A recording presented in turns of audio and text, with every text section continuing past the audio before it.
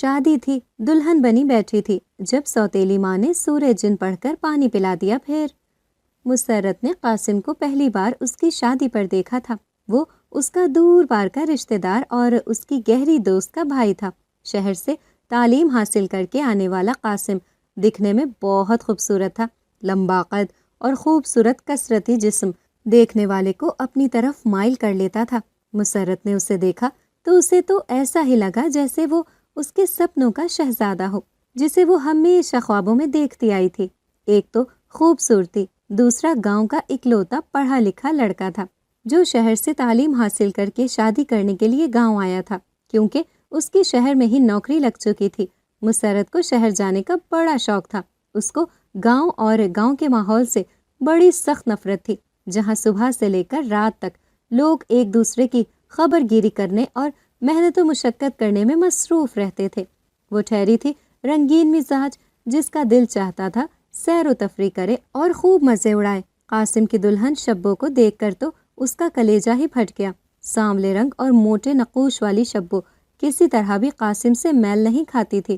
اس کی خاصیت یہ تھی کہ وہ قاسم کی خالہ زاد تھی اور گاؤں میں رشتہ داروں میں شادی کرنا عزت کی علامت سمجھا جاتا تھا۔ قاسم اپنی بدصورت بیوی کے ساتھ بڑے مزے سے بیٹھا خود کو خوش قسمت ترین آدمی تصور کرتا تھا۔ اس کے چہرے سے یہ بات صاف ظاہر تھی، شاید وہ اپنی خوبصورتی سے واقف نہیں تھا، یا اس کی نظر خراب تھی، جو سانولی سی شبانہ کو بہت خوبصورت سمجھ رہا تھا اور اس کے ساتھ خوش باش بیٹھا تھا۔ شبانہ بھی شرمائی لجائی اور بہت خوش دکھائی دے رہی تھی۔ گھر جانے کے بعد مسرت کو پوری رات نیند ہی نہیں آئی تھی۔ ایسا نہیں تھا کہ اس کا کوئی طلبگار نہیں تھا یا اس سے کوئی محبت نہیں کرتا تھا۔ گاؤں کے لڑکے اس کی راہوں میں اپنی پلکیں بچھا دیتے تھے، لیکن پورے گاؤں میں قاسم جیسا کوئی ایک لڑکا بھی موجود نہیں تھا۔ سبھی کھیتی باڑی کرنے والے سادہ مزاج لوگ تھے، جنہیں مسرت پینڈو سمجھتی تھی اور خود کو کسی ہیروئن سے کم نہیں سمجھتی تھی۔ اسے اپنی گوری رنگت پر بڑا ناز تھا، حالانکہ اس کے نقوش بے حد معمولی تھے، مگر وہ خوبصورتی کی علامت گوری رنگت کو سمجھتی تھی۔ کچھ اس نے گاؤں کے ہائی اسکول سے میٹرک کر لیا تھا، جس کے بعد وہ خود کو بہت بڑی افسر سمجھنے لگی تھی، کیونکہ ہائی اسکول تک پہنچ ہر لڑکی کی نہیں ہوتی تھی۔ ماں باپ اپنی بیٹیوں کو گھر میں رکھنا زیادہ پسند کرتے تھے اور پڑھائی کی اجازت نہیں دیتے تھے، سو ایسی لڑکیوں کے درمیان مسرت اپنا لمبا سا پراندہ ہلاتے ہوئے اتراتی ہوئی پھرتی۔ باقی لڑکیاں بھی اسے رشک بھری نظروں سے دیکھتی تھیں، جس سے اس کا دماغ مزید آسمان پر چڑھ جاتا۔ گھر میں ابا اور اماں تھے، وہ ان کی اکلوتی اولاد تھی، جسے انہوں نے بہت نازوں سے پالا تھا۔ اماں اسے اکیلے دیکھ کے دل ہی دل میں بڑا افسوس کرتی کہ کاش اس کا کوئی بہن یا بھائی ہوتا، تاکہ زندگی میں دکھ سکھ کہنے سننے والا کوئی ہوتا، مگر مسرت کو اس چیز کی بالکل بھی پرواہ نہیں تھی۔ وہ اکیلے رہنا اور اکیلے جینا پسند کرتی تھی۔ اسے سب سے بڑھ کر اپنی ذات سے محبت تھی۔ خیر، اس دن قاسم کی شادی سے واپس آنے کے بعد پوری رات اسے نیند نہیں آئی تھی۔ اگلے دن صبح کو وہ دیر تک سوتی رہی۔ اماں نے بھی اسے پریشان کرنا مناسب نہ سمجھا۔ اسی دن شام کے وقت رشتے کروانے والی خالہ رخسانہ اماں کے پاس آئیں اور دونوں کے درمیان بہت دیر تک آہستہ آواز میں راز و نیاز ہوتے رہے۔ مسرت کو کسی چیز کی پرواہ نہیں تھی، اس کا دماغ تو قاسم میں ہی اٹک کر رہ گیا تھا۔ رات کو ابا سے بات کرنے کے بعد اماں نے اسے بتایا کہ اس کا رشتہ آیا ہے۔ لڑکا گاؤں کے سرکاری اسپتال میں چوکیدار ہے، اچھی تنخواہ اور اپنا گھر ہے، اس کے علاوہ اور کیا چاہیے؟ مگر یہ سب سن کر مسرت ہتے سے اکھڑ گئی اور کہنے لگی، میرے لیے وہ چوکیدار ہی رہ گیا ہے؟ میں ایک حسین، جمیل، گوری اور خوبصورت لڑکی ایک معمولی چوکیدار سے شادی کرتی اچھی لگوں گی کیا؟ میں اس سے شادی نہیں کروں گی، بلکہ میں شہری لڑکے سے شادی کروں گی، تاکہ شادی کے بعد میری اس پرانے گاؤں سے جان چھوٹ جائے اور میں نئے دور کے مطابق ایک اچھی زندگی گزار سکوں۔ یہ ساری باتیں سن کر مسرت کی ماں کا منہ حیرت سے کھلا کا کھلا رہ گیا تھا۔ اسے اچھی طرح معلوم ہو چکا تھا کہ وہ اتنی آسانی سے ماننے والی نہیں ہے اور اس کا دماغ 7ویں آسمان پر پہنچا ہوا ہے۔ پہلے پہل ان دونوں میاں بیوی نے اسے پیار سے سمجھانے کی کوشش کی، لیکن ان کا پیار بھرا انداز اس پر کوئی بھی اثر نہیں چھوڑ رہا تھا، سو انہوں نے سختی سے بات کی اور اسے صاف صاف کہہ دیا تھا کہ ہم تمہیں اپنی زندگی میں ہی گھر بار کا کرنا چاہتے ہیں تاکہ تم اپنی زندگی اپنے شوہر اور بچوں کے ساتھ گزار سکو۔ ماں باپ کی آنکھیں بند ہو جائیں تو کوئی رشتہ دار ساتھ نہیں دیتا اور لڑکی ذات تو رل کر رہ جاتی ہے۔ مسرت کو اچھی طرح اندازہ ہو گیا کہ اس کے ماں باپ اس کی ایک نہیں سننے والے ہیں، سو وہ خاموش ہو گئی، مگر اس کے دل سے غم و غصہ ختم نہیں ہوا تھا۔ جنید کی ماں بہنوں کو وہ بہت پسند آئی تھی اور انہوں نے جلد ہی شادی کرنے کا فیصلہ کر لیا تھا۔ مسرت دل میں غم کا پہاڑ بمشکل چھپائے شادی کی تیاریوں میں مگن ہو گئی، کیونکہ ہر چیز اس کی پسند سے خریدی جا رہی تھی، ورنہ عام حالات میں وہ ایک ایک چیز کے لیے ترستی تھی۔ مگر شادی کا موقع آیا تو اماں اور ابا نے نہ جانے کب سے بچائے ہوئے پیسے نکالے اور اسے ڈھیر و ڈھیر شاپنگ کرائی۔ یہی نہیں، دوسری طرف جنید کی ماں نے بھی ہر چیز اعلیٰ معیار کی خریدی تھی۔ ان کا اکلوتا بیٹا تھا جس کی شادی وہ بڑے دھوم دھام سے کرنا چاہتی تھی۔ ایک روز قاسم کی بہن شہلا جو اس کی دوست تھی اسے مبارکباد دینے کے لیے پہنچ گئی۔ اس سے مل کر مسرت کو نئے سرے سے قاسم کی یاد آ گئی جو اب تک اس کے دل و دماغ سے نہ نکلا تھا۔ باتوں ہی باتوں میں شہلا نے بتایا کہ قاسم بھائی کے گھر 2 جڑواں بیٹوں کی پیدائش ہوئی ہے جس کی وجہ سے ان کا پورا خاندان بہت خوش ہے۔ ساتھ ہی شہلا نے اپنی بھابھی کی تعریفوں کے پل باندھ دیے۔ مسرت کو اس کالی اور موٹی عورت کی تعریف سن کر بہت غصہ آیا، مگر وہ خاموش رہی۔ شہلا کے جانے کے بعد وہ چادر اوڑھ کر تیار ہو گئی اور ماں سے کہنے لگی، اماں میری طبیعت ٹھیک نہیں ہے، میں دم کروانے کے لیے بشیرن کے پاس جا رہی ہوں۔ اس کی بات سن کر ریحانہ بولی، پاگل تو نہیں ہو گئی؟ تو اچھی طرح جانتی ہے کہ بشیرن کے آستانے پر میں تجھے اکیلا نہیں بھیجتی ہوں، کیونکہ اس کے پاس مختلف قسم کے جنات ہیں اور میں نہیں چاہتی کہ تو اپنی شادی کے دنوں میں کسی قسم کی پریشانی کا شکار ہو جائے۔ میں ذرا گھر کے کام نمٹا لوں پھر تجھے اپنے ساتھ لے چلوں گی۔ ماں کی بات سن کر مسرت بڑے زور سے ہنسی اور کہنے لگی، اماں تو مجھے ابھی تک بچی سمجھتی ہے، میں بڑی ہو چکی ہوں اور میری شادی ہونے والی ہے، ویسے بھی مجھے اب تیرے بغیر آنے جانے کی عادت ڈال لینی چاہیے۔ یہ کہہ کر وہ رکی نہیں اور فوراً ہی گھر سے باہر نکل گئی، جبکہ پیچھے بیٹھی ریحانہ بیٹی کی یہ بات سن کر حیران رہ گئی تھی، مگر وہ اسے کچھ کہہ نہ سکی تھی کیونکہ بیٹی چند دنوں کی مہمان تھی اور وہ کسی بھی طرح اس کا دل نہیں دکھانا چاہتی تھی۔ مسرت بشیرن کے آستانے پر پہنچی تو وہ ہل ہل کر کچھ پڑھنے میں مصروف تھی۔ سامنے سے مسرت کو آتے ہوئے دیکھ کر سیدھی ہو بیٹھی اور اس کے سلام کا جواب دینے کے بعد یہاں آنے کی وجہ پوچھنے لگی۔ مسرت بشیرن کی صلاحیتوں سے اچھی طرح واقف تھی، وہ ایسا عمل کرتی تھی کہ جس کا توڑ مشکل ہی نہیں ناممکن ہو جاتا تھا۔ مسرت نے کچھ بھی کہنے سے پہلے اپنے پرس کے اندر ہاتھ ڈال کر نوٹوں کی موٹی سی گڈی نکال کر بشیرن کے ہاتھ میں تھما دی، جس کا چہرہ خوشی سے کھل اٹھا تھا۔ کام پکا ہونا چاہیے، قاسم کی بیوی شبانہ کے پیچھے جنات لگانے ہیں تاکہ وہ اس کا جینا حرام کر دیں۔ مسرت نے اتنی بات کہی تھی کہ بشیرن نے ہاتھ کے اشارے سے اسے مزید بولنے سے روک دیا اور بولی، بس بس میں سمجھ گئی، ایسا پکا کام ہوگا کہ میں مر بھی گئی تو اثر ختم نہیں ہوگا۔ بس تو بے فکر ہو کر اپنے گھر جا اور اس بات کا ذکر کسی سے نہیں کرنا، ورنہ میں تو سب سے نمٹ لوں گی لیکن لوگ تیرے دشمن ہو جائیں گے۔ مسرت کو بشیرن کی بات اچھی طرح سمجھ آ گئی تھی، لہٰذا وہ فرما برداری سے سر ہلاتی ہوئی وہاں سے اٹھ کر چلی گئی۔ مسرت بڑی خوش تھی، وہ یہ بات بھی اچھی طرح سے جانتی تھی کہ جنید سے شادی کا زہر بھرا گھونٹ پینا ہی ہے، سو رونے دھونے کا کوئی فائدہ نہیں ہے۔ وہ سکون سے شادی کی تیاریاں کرنے لگی۔ ریحانہ بیٹی کی جدائی کا سوچ کر بہت غمزدہ تھی اور ہر طرح سے اس کے ناز نخرے اٹھا رہی تھی۔ ابھی 3 ہی دن گزرے تھے کہ یہ بات جنگل کی آگ کی طرح پورے گاؤں میں پھیل گئی کہ شبانہ کے اوپر جنات آ گئے ہیں اور اس کا برا حال ہے۔ بیچارہ قاسم شہر میں چھوٹے بچوں کے ساتھ پریشان گھوم رہا ہے۔ مسرت کو یہ بات معلوم ہوئی تو وہ بہت خوش ہوئی، اس کی دلی آرزو اتنی جلدی پوری ہو جائے گی یہ اس نے نہیں سوچا تھا۔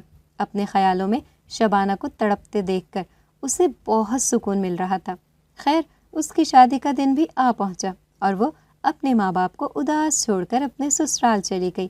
جنید مسرت کو پا کر بہت خوش تھا اور اس سے شادی کر کے خود کو خوش نصیب تصور کر رہا تھا۔ مسرت نے نئی نویلی دلہن ہونے کا خوب فائدہ اٹھایا اور جنید سے ڈھیر سارے زیورات بنوائے۔ اس کی خواہشات پوری کرنے کے بعد وہ قرض تلے دب چکا تھا۔ اس کی ماں یعنی مسرت کی ساس نے جب یہ صورتحال دیکھی تو وہ چپ نہ رہ سکی اور ٹوک ہی دیا۔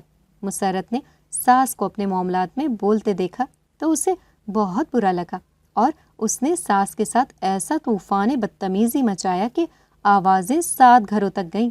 جنید کی ماں جو اچھی سمجھدار عورت تھی اچھی طرح سمجھ گئی کہ مسرت گھر میں رکھنے لائق نہیں ہے، سو اس نے جنید سے بات کر کے ان دونوں کو اچھے طریقے سے الگ کر دیا۔ جنید اسے لے کر سرکاری کوارٹر میں آ گیا جہاں کوئی سہولت نہ تھی۔ یہ جگہ گاؤں سے کچھ فاصلے پر تھی، آبادی سے ہٹ کر۔ یہاں رہنا مسرت کے لیے بڑا مشکل تھا، نہ چہل قدمی کے لیے جا سکتی تھی اور نہ ہی محلے بھر کی سیر کو نکل سکتی تھی، کیونکہ اس علاقے میں 2-4 ہی گھر تھے جن سے بالکل جان پہچان نہ تھی۔ مسرت کا دل اکتانے لگا، وہ بات بات پر جنید سے جھگڑا کرنے لگی۔ وہ بیچارہ ہر طرح سے برداشت کرنے کی کوشش کرتا اور اسے پیار سے سمجھاتا، مگر اس پر کوئی اثر نہ ہوتا۔ دوسری طرف قاسم بہت پریشان تھا۔ شبانہ کے اوپر اثرات کی وجہ سے پوری زندگی درہم برہم ہو گئی تھی۔ چھوٹے بچوں کو سنبھالنے کے ساتھ گھر کے کام اور شبانہ کا علاج کروانا بہت مشکل تھا۔ کئی جگہ اسے دکھانے کے باوجود اسے کوئی فرق نہ پڑا تھا۔ بچے الگ پریشان تھے، اس کے اوپر حاضری ہوتی تو اسے کسی چیز کا ہوش نہ رہتا تھا۔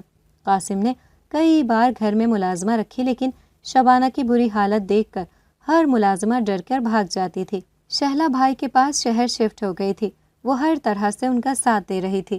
شبانہ ماں بھی بننے والی تھی، یہ بات بھی خطرہ بن کر قاسم کے سر پر منڈلا رہی تھی۔ مسرت چاہتی تھی کہ جنید گھر داماد بن کر رہے تاکہ وہ دل بھر کر ماں باپ کے گھر اپنی منمانیاں کر سکے اور جنید ہمیشہ اس کا غلام بن کر رہے۔ جنید نے اس کی ہر بات مانی تھی، لیکن یہ بات ماننے کے حق میں نہیں تھا۔ مگر مسرت کے سر تو جیسے ضد سوار تھی، اس کا مطالبہ کسی طرح بھی ختم ہونے کا نام نہیں لے رہا تھا۔ پہلے پہل اس نے پیار سے مسرت کو سمجھایا، مگر اس پر کوئی اثر نہ ہوا تو اس نے ڈانٹ کر یہ بات اسے سمجھانے کی کوشش کی کہ داماد کا سسرال رہنے کا کوئی جواز نہیں ہوتا اور پورے گاؤں والے اسے عزت کی نگاہ سے نہیں دیکھیں گے۔ یہ سن کر مسرت آپے سے باہر ہو گئی اور کہنے لگی، تمہیں دنیا کی پرواہ ہے، میری کوئی پرواہ نہیں۔ میری خوشی سے بڑھ کر تمہارے لیے گاؤں کے لوگ ہیں، تمہیں چاہیے کہ تم انہی کے ساتھ رہو اور مزے کرو۔ یہ کہہ کر وہ شوہر کا گھر چھوڑ کر میکے واپس جانے کے لیے شوہر کے گھر سے نکل پڑی۔ جنید اسے روکتا رہ گیا اور اپنے ہونے والے بچے کے واسطے دیتا رہا، مگر مسرت نے اس کی ایک نہ سنی اور ماں باپ کے گھر واپس آ گئی۔ گھر واپس آ کر اس نے ماں باپ کے آگے جنید کی جھوٹی برائیاں کر کے اسے ظالم، جابر اور سخت مزاج شوہر ظاہر کیا۔ جھوٹے ظلم کی داستانیں سنا کر ان کا دل برا کر دیا۔ ریحانہ اور اس کا شوہر اب کسی صورت بھی بیٹی کو اس کے شوہر کے گھر بھیجنا نہیں چاہتے تھے اور ان دونوں نے جنید سے رابطہ کرنے کی ہر کوشش کو ناکام بنا دیا۔ اس نے صلح کرنے کی ہر ممکن کوشش کی، مگر ان لوگوں نے کسی بھی صورت راضی نامہ کرنے سے منع کر دیا۔ مجبوراً جنید نے گاؤں کے کچھ بڑے لوگوں کو بلا کر جرگہ بٹھایا، مگر وہاں مسرت نے صاف طلاق کا مطالبہ کر دیا اور جنید نے نہ چاہتے ہوئے اس کی ضد کے آگے ہتھیار ڈال دینے میں عافیت سمجھی۔ 3 ماہ بعد مسرت نے ایک بیٹی کو جنم دیا جو ہو بہو اس کے جیسی تھی۔ دوسری جانب شبانہ کی بگڑتی حالت قابو میں آنے کے بجائے مزید خراب ہونے لگی اور ایک دن ایک بچی کو جنم دینے کے دوران اس نے ہمیشہ کے لیے اس دنیا سے منہ موڑ لیا۔ اس کی موت قاسم کے لیے بہت بڑا صدمہ تھی۔ ماں کے بغیر 3 چھوٹے بچوں کو سنبھالنا اس کے لیے بڑا مشکل تھا۔ 2 ماہ بعد شہلا کی شادی بھی طے تھی۔ ایسے حالات میں وہ بیچارہ بہت پریشان تھا۔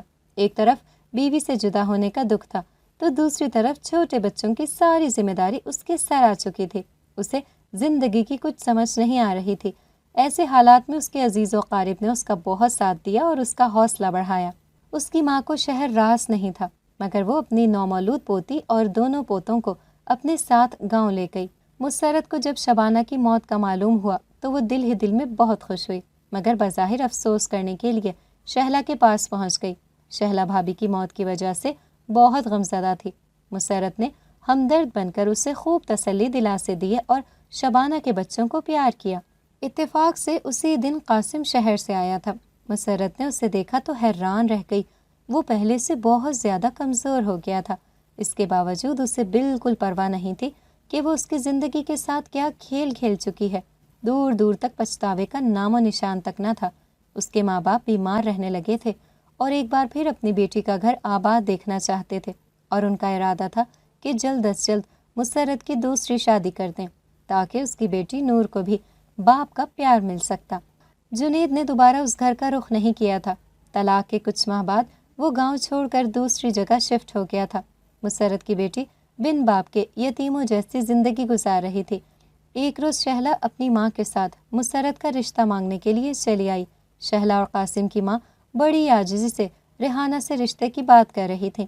ریحانہ بہن، مسرت کی بیٹی کو باپ کی ضرورت ہے اور قاسم کے بچوں کی زندگی میں ماں کی کمی ہے۔ اگر ان دونوں کا رشتہ ہو جائے تو بچوں کی زندگی بہتر انداز میں گزر سکتی ہے۔ ریحانہ کو بھلا کیا اعتراض ہو سکتا تھا؟ اس نے ہاں کرنے میں دیر نہ لگائی۔ وہ اچھی طرح اپنی بیٹی کی خواہش سے واقف تھی کہ وہ شہر جانے کی کتنی شوقین ہے۔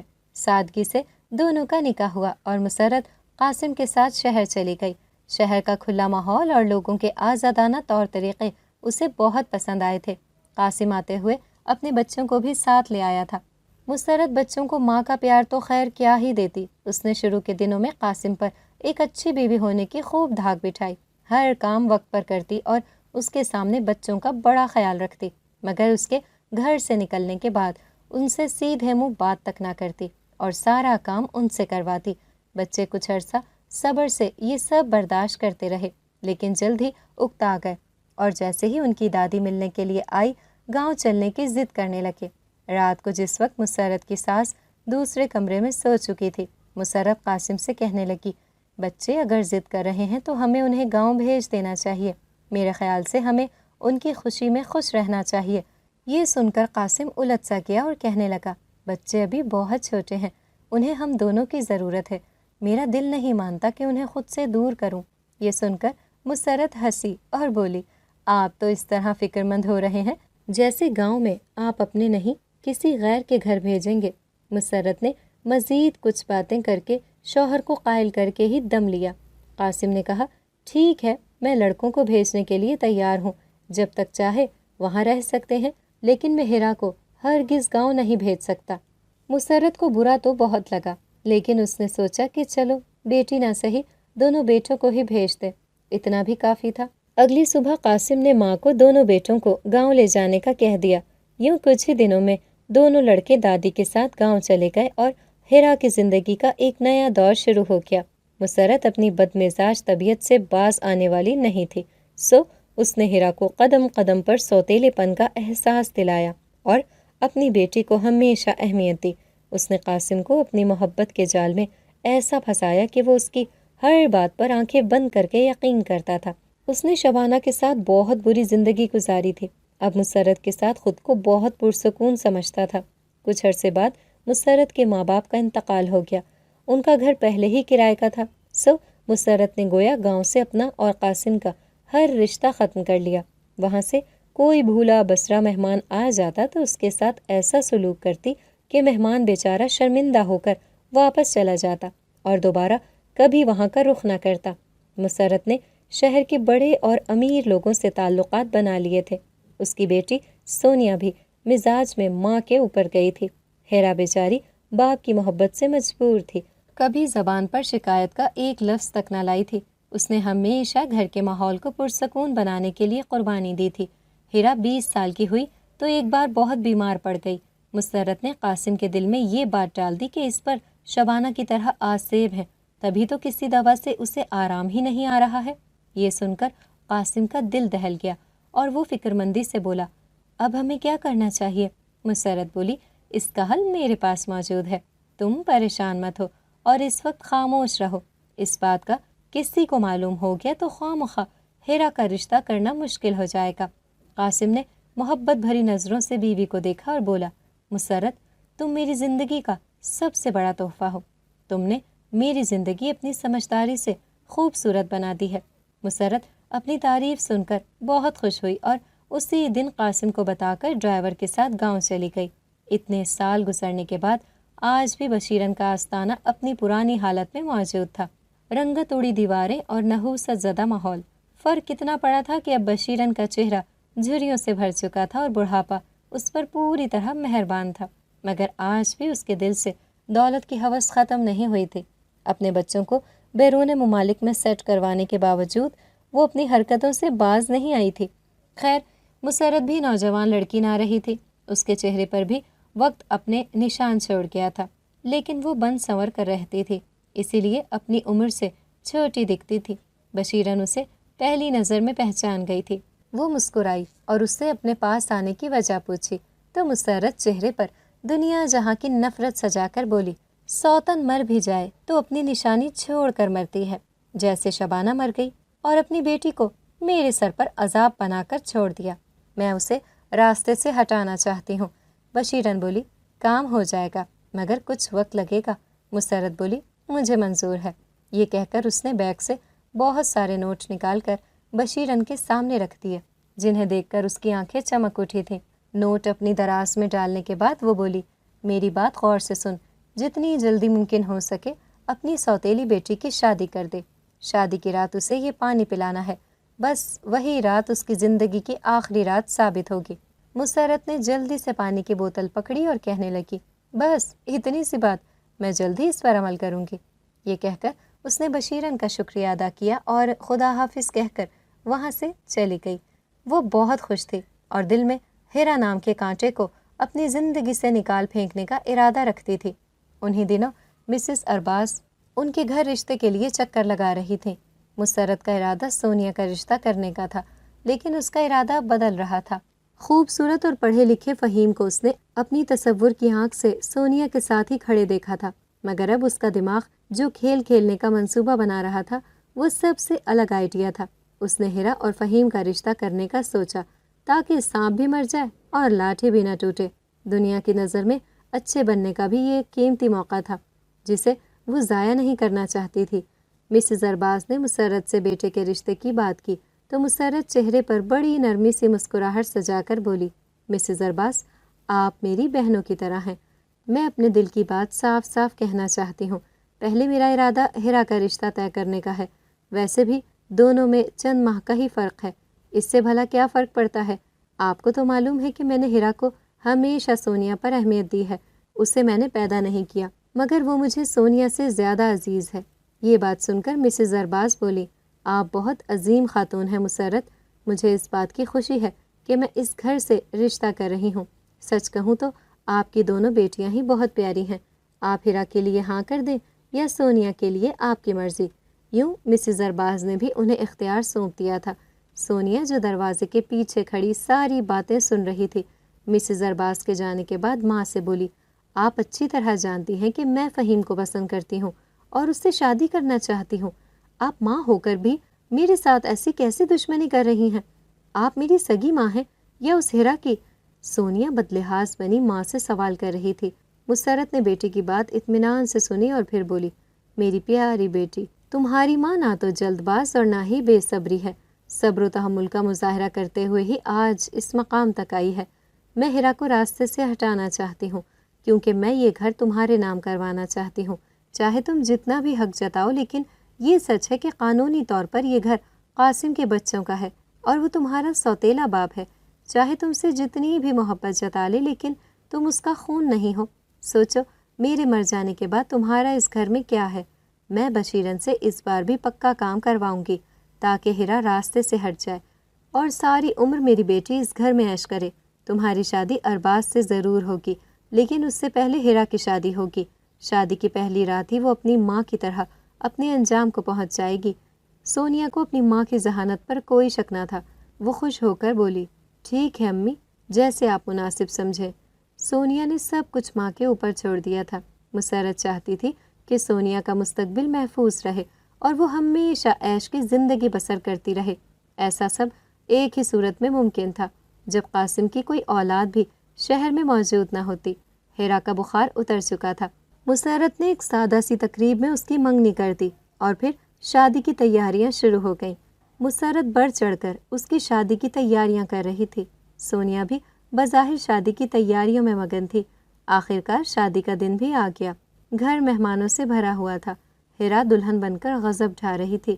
اس پر خوب روپ چڑھا تھا۔ اسے اسٹیج پر دلہن کے روپ میں دیکھ کر مسرت دل ہی دل میں ہنس پڑی اور سوچنے لگی، بیچاری اپنے مرنے کے لیے کیسا سج دھج کر بیٹھی ہے۔ سونیا پارلر سے تیار ہو کر آئی تو بہت تھک چکی تھی۔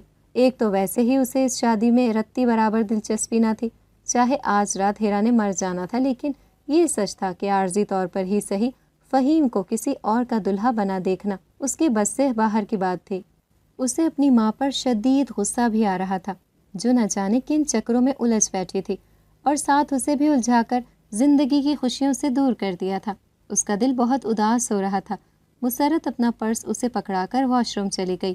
اسی وقت فہیم دلہے کے روپ میں ہال میں داخل ہوا تھا۔ خوبصورت شیروانی میں اس کی مردانہ وجاہت دیکھنے سے تعلق رکھتی تھی۔ سونیا کو اپنے دل کی دھڑکن تیز ہوتی محسوس ہوئی۔ اگر مزید کچھ دیر وہ اس دشمن جاں کی طرف دیکھتی تو شاید فنا ہو جاتی۔ اس نے اپنی نظروں کا رخ موڑا اور اپنی گود میں رکھے پرس سے کھیلنے لگی۔ اسی وقت اس کی نظر پرس کے اندر رکھی پانی کی بوتل پر پڑی۔ اسے اندازہ ہوا کہ اس کا حلق خشک ہو رہا ہے۔ اس نے بوتل کو منہ سے لگایا اور ایک ہی سانس میں پورا پانی چڑھا گئی۔ پانی ختم ہوا تو بوتل خالی ہو چکی تھی۔ اس نے پاس سے گزرتے ویٹر کو پانی بھرنے کا کہا اور خود اپنا سر ہاتھ میں لیے بیٹھ گئی۔ تھوڑی دیر بعد مسرت اپنا پرس لے کر مہمانوں کے رش میں گم ہو گئی اور سونیا اپنا چکراتا سر لیے ادھر ادھر پھرتی رہی۔ اسٹیج پر مسز ارباز اور ان کے رشتہ دار مختلف رسمیں کرنے میں مصروف تھے۔ جب مسرت اپنے بھاری بھرکم جسم کو بمشکل سنبھالتی ہوئی اسٹیج پر چڑھی تھی، اس نے اپنے پرس کے اندر سے پانی کی بوتل نکالی اور ہیرا کو پانی پلانے لگی۔ قاسم اس کے ساتھ ہی کھڑے تھے۔ کہنے لگے، بچی کو پانی کیوں پلا رہی ہو؟ ابھی تو اس کے سسرال والوں نے اتنی زیادہ مٹھائی کھلائی ہے، ابھی پانی کی گنجائش بھلا کہاں ہوگی؟ مسرت ہنس کر بولی، آپ بھی عجیب باتیں کرتے ہیں قاسم، اگر پانی نہیں پینا ہوتا تو وہ انکار کر دیتی، آپ خواہ ایک چھوٹی سی بات پر پریشان ہو رہے ہیں۔ ویسے بھی میں نے پانی پر سورہ جن پڑھ کر دم کیا ہے، فائدہ دے گا۔ مسرت کے کہنے پر بات آئی گئی ہو گئی۔ فہیم اور اس کی ماں بہت خوش نظر آ رہے تھے۔ فہیم کو ہیرا بہت پسند آئی تھی۔ اس کے چہرے پر پھیلی خوشی سے بخوبی اندازہ لگایا جا سکتا تھا۔ مسرت دل ہی دل میں سوچ رہی تھی کہ اب ہیرا کی زندگی کے آخری لمحات چل رہے ہیں۔ وہ تصور میں ہیرا کی جگہ سونیا کو دلہن بنے بیٹھے دیکھنے لگی اور مسکرانے لگی۔ سب لوگ اسے مبارکباد پیش کر رہے تھے اور اس شادی میں اس کے کچھ سسرالی رشتہ داروں نے بھی شرکت کی تھی جو گاؤں سے آئے ہوئے تھے۔ وہ سب مسرت کی بہت تعریف کر رہے تھے، جس نے اپنی سگی بیٹی پر سوتیلی کو اہمیت دی اور اس کی بڑی دھوم دھام سے شادی کر رہی تھی۔ قاسم کے دونوں بیٹے بیرون ملک ہونے کی وجہ سے اپنی بہن کی شادی میں شامل نہیں ہو سکے تھے۔ رخصتی کا وقت ہوا تو مسرت نے ہیرا کو گلے لگا کر جھوٹ موٹ کے خوب آنسو بہائے۔ آخرکار ہیرا رخصت ہو کر فہیم کے ساتھ اس کے گھر چلی گئی اور مسرت نے سکون کا سانس لیا۔ باری باری سب مہمان چلے گئے تو وہ سونیا کو ادھر ادھر تلاش کرنے لگی، جو کافی دیر سے اسے نظر نہیں آئی تھی، مگر حیرت کی بات یہ تھی کہ پورا شادی ہال کھنگال لینے کے بعد بھی اسے سونیا کا نام و نشان بھی نہ ملا۔ اس نے سونیا کو فون کرنے کے لیے موبائل نکالا تو وہاں اس کی ڈھیر ساری مسڈ کالز تھیں۔ اس نے کال بیک کی تو مسلسل بیل جانے کے باوجود کوئی فون نہیں اٹھا رہا تھا۔ مسرت کا دل بیٹھنے لگا۔ قاسم اور باقی بچے ہوئے مہمان بھی سونیا کی تلاش میں لگے ہوئے تھے۔ مسرت کو بیٹی کے علاوہ کسی چیز کا ہوش نہیں رہا تھا۔ قاسم نے اس کی ان دوستوں کو کال کی جو شادی میں شامل ہو کر گھر جا چکی تھیں۔ ایک دوست نے بتایا کہ جس وقت اسٹیج پر ہیرا کی رسمیں ادا کی جا رہی تھیں، اس وقت اس نے اسے باہر گیٹ کی طرف بھاگتے دیکھا تھا۔ ہو سکتا ہے ہیرا گھر چلی گئی ہو۔ بدحواسی کے عالم میں قاسم کو اس بات کا خیال ہی نہیں رہا تھا۔ اب کسی نے ان کے کان میں کہا تو وہ دوڑ کر گاڑی کی طرف گئے اور تیز ڈرائیونگ کرتے ہوئے گھر کی طرف گئے۔ گھر پہنچ کر انہوں نے جو منظر دیکھا تھا، اسے دیکھنے کے بعد انہوں نے بمشکل خود کو سنبھالا تھا۔ 5 منٹ بعد انہوں نے ڈرائیور کو فون کر کے مسرت کو گھر لانے کا کہا۔ مسرت پاگلوں کی طرح سونیا کو ادھر ادھر تلاش کرتی ہوئی گھر میں داخل ہوئی تو اس کے کمرے میں اس کا بے جان وجود دیکھ کر ہوش و خرد سے بیگانہ ہو گئی۔ اسے نہ جانے کتنے دن بعد ہوش آیا تھا۔ سونیا منو مٹی تلے جا سوئی تھی۔ ہیرا کے ہاتھوں سے مہندی نہ اتری تھی اور وہ اپنی بہن کی موت کی وجہ سے میکے میں ہی موجود تھی۔ فہیم روز ہی اس سے ملنے آتا تھا۔ مسز ارباز بھی مسرت کو سنبھالنے کے لیے ہیرا کا مکمل ساتھ دے رہی تھی۔ آہستہ آہستہ مسرت کے حواس بحال ہو رہے تھے اور اسے حقیقت کا بخوبی احساس ہو رہا تھا، مگر یہ سب کچھ کس طرح ہوا تھا؟ بازی ایک دم سے کیسے پلٹ گئی تھی؟ موت کے جوہار اس نے ہیرا کے لیے تیار کروائے تھے، وہ سونیا کے گلے میں کس طرح چلے گئے؟ یہ ایسے سوال تھے جو ساری عمر مسرت کو بے چین کرنے کے لیے کافی تھے۔ ان کا جواب تلاش کرنا ہی گویا مسرت کی زندگی کا مقصد بن گیا تھا، جن کا جواب اسے ساری عمر نہیں ملنا تھا۔ اسی پرانے گاؤں میں ایک بڑی اور مہنگی ترین برانڈ کی گاڑی داخل ہوئی تھی، جس کے اندر مسرت اپنے بکھرے بالوں اور چہرے کی سیاہی سے بے خبر بیٹھی ہوئی تھی۔ اس کا مقصد صرف اور صرف بشیرن سے ملنا تھا، ایک بار اس کا گریبان پکڑ کر اس سے سوال کرنا تھا۔ ایک وہی اسے قصوروار دکھائی دیتی تھی۔ وہ تنگ سی گلی میں داخل ہوئی تو سیلن زدہ دیواریں اور لکڑی کا پرانا دروازہ اس کو خوشامدید کہنے کے لیے اپنی جگہ پر موجود تھا۔ وہ گاڑی سے بڑی تیزی سے اتری اور اسی تیز رفتاری سے دروازے کے اندر داخل ہوئی۔ اسے مایوسی ہوئی، بشیرن کی جگہ خالی پڑی تھی۔ 2-3 عورتوں نے اسے دیکھا اور شاید پاگل سمجھ کر نظر انداز کر دیا۔ مجھے بشیرن سے ملنا ہے، اس نے کہا تو ان میں سے ایک عورت بولی، تمہیں نہیں پتا اسے مرے ہوئے 2 مہینے گزر چکے ہیں۔ مسرت یہ سن کر ایک ہارے ہوئے جواری کی طرح مایوس کھڑی ہو گئی۔ کچھ دیر بعد انہوں نے اسے واپس جانے کا کہا تو وہ بے جان قدم لیے وہاں سے باہر نکل گئی۔ واپسی کا راستہ بڑا مشکل تھا۔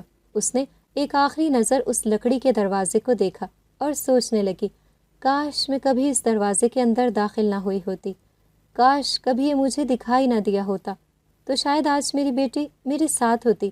ہیرا اپنے گھر واپس چلی گئی تھی۔ مسرت کے دن بڑے اداس گزر رہے تھے۔ کچھ ماہ پہلے ملازموں پر حکم چلانے اور گھر کے ہر معاملے میں اپنی مرضی چلانے والی مسرت اب بالکل بدل چکی تھی۔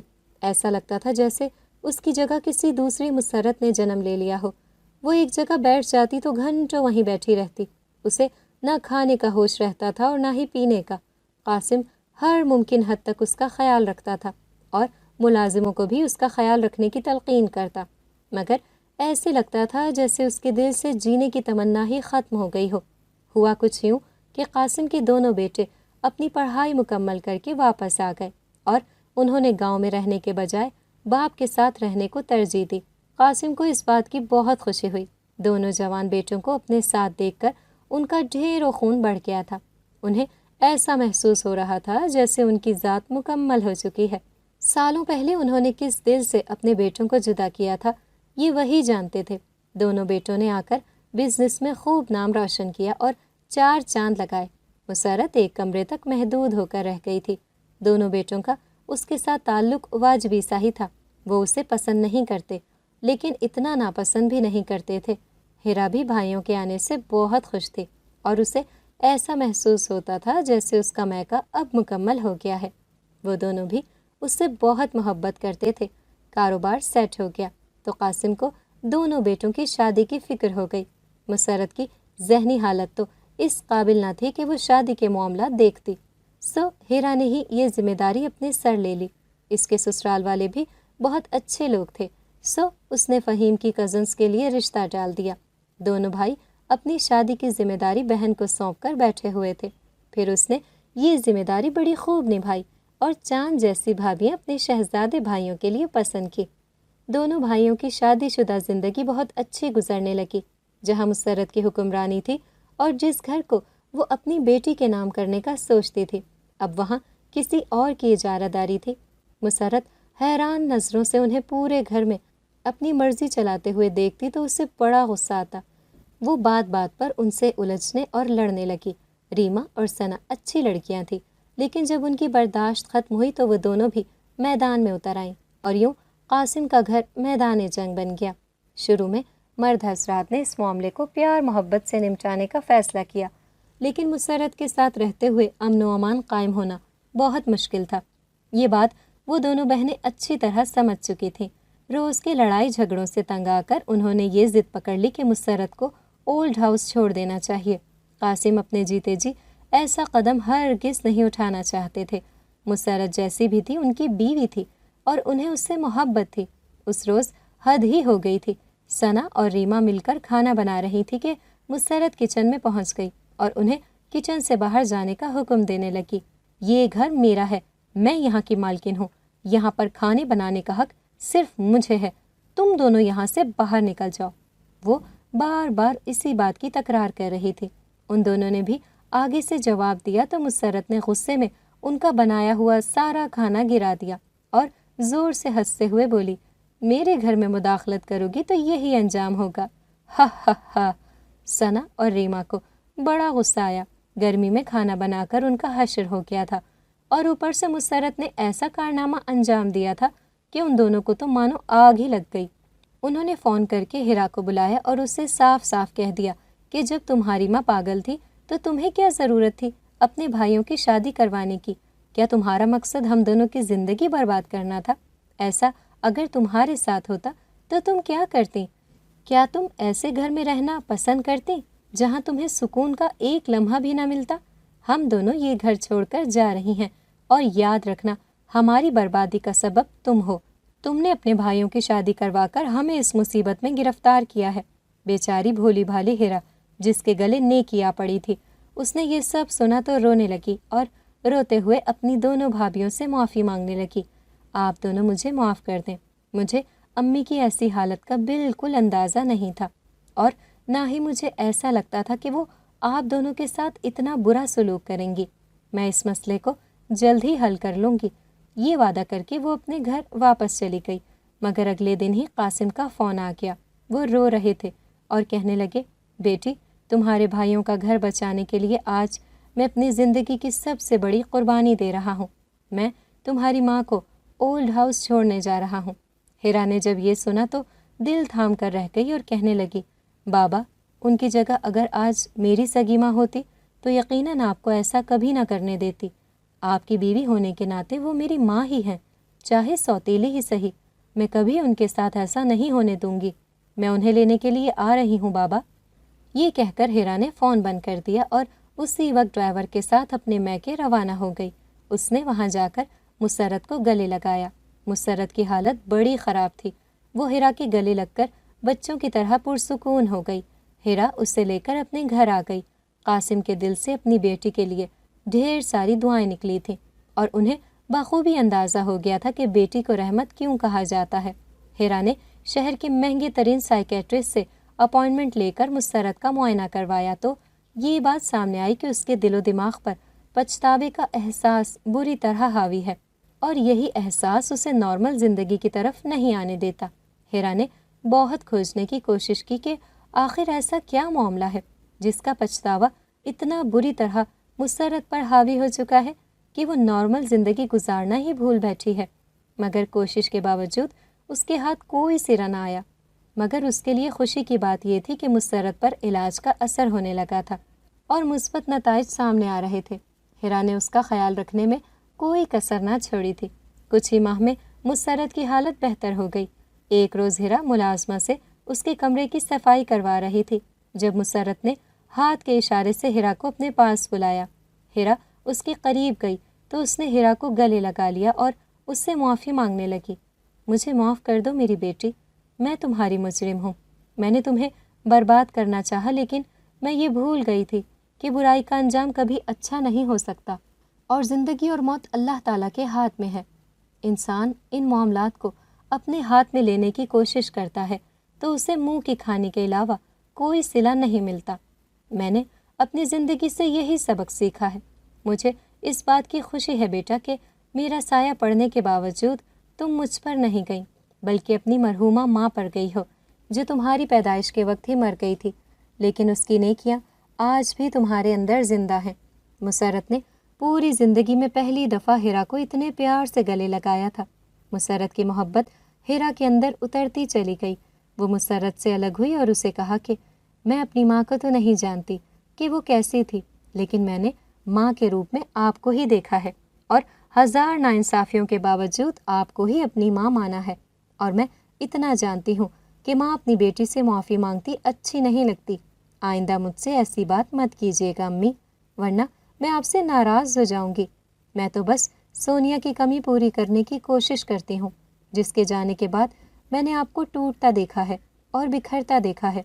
آپ کی اور بابا کی زندگی بہت بدل گئی ہے امی۔ خیر جو خدا کو منظور۔ وہ دونوں ماں بیٹی بہت دیر تک آپس میں باتیں کرتی رہیں۔ ہیرا نے دونوں بھابھیوں کو بھی منا لیا تھا۔ صلح ہونے کے بعد دونوں بھائیوں نے بھی بہت چاہا کہ وہ مسرت کو اپنے پاس رکھ لیں، لیکن ہیرا نے ماں کو بھیجنے سے صاف انکار کر دیا کیونکہ وہ دل سے ماں کی خدمت کرنا چاہتی تھی اور دوبارہ کوئی بدمزگی نہیں دیکھنا چاہتی تھی۔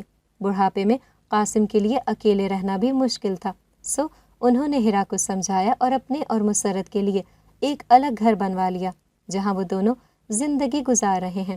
قاسم صبح سے شام تک آفس جاتے ہیں اور مسرت گھر کے سارے کام نمٹاتی ہے، کیونکہ اسے پرسکون اور مصروف رکھنے کے لیے چھوٹے چھوٹے کام دینا بہت ضروری ہیں۔ مگر اب بھی جس دن اسے سونیا کی یاد بہت زیادہ آتی ہے، اس دن وہ بے دہانی میں کھانا اتنا بدمزہ بنا لیتی ہے کہ قاسم سے کھانا مشکل ہو جاتا ہے، مگر وہ اس کا دل رکھنے کے لیے تعریف ضرور کرتے ہیں۔ ہر ویکینڈ پر دونوں بیٹے اور بیٹی اپنے بچوں سمیت ان کے گھر موجود ہوتے ہیں۔ انہیں دیکھ کر مسرت بہت خوش ہوتی ہے اور خوشی کا اظہار کرتی ہے۔ اپنے بچوں کو ہنستے مسکراتے دیکھنا ہی اس کی زندگی کو پرسکون رکھتا ہے۔